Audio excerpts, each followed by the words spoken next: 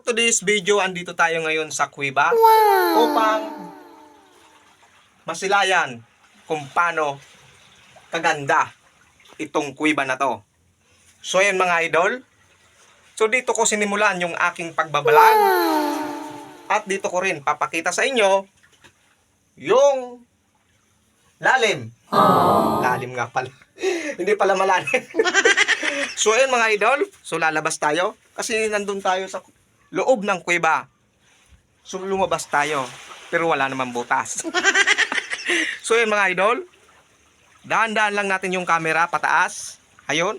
So may nakikita tayo na puno. At mapapansin nyo po, ayan, dahan-dahan lang. So, di ba? May isla doon sa pinakadulo. So ayan, nandito tayo ngayon sa baybayin. So alam nyo to, kung taga nagkalsot ka, alam nyo to at pinapaliguan nyo to. So ayan. Ayan mga idol. So binibidyoan lang natin, di ba? Ayan. Oh, ayun naman yung minso.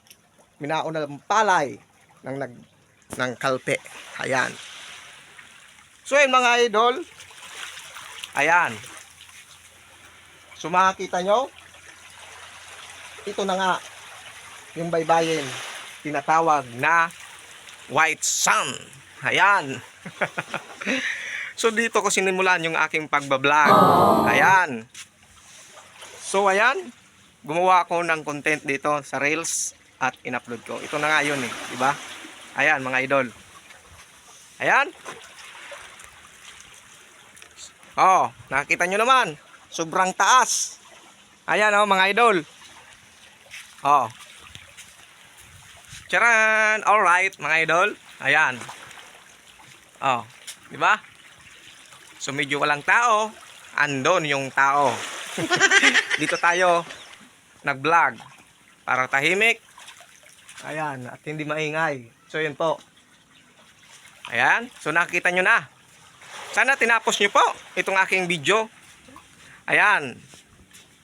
Diba? Maganda? Oh, ang ganda na oh.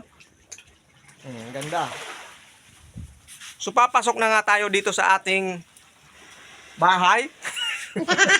So ayan bahay. Bahay pala. Ayan oh mga idol. Diba? Ang ganda oh. Ang gandang picturean. So pipicture tayo dito mamaya. Ayan. Hop. So wala nga palang butas. So yung mga idol oh.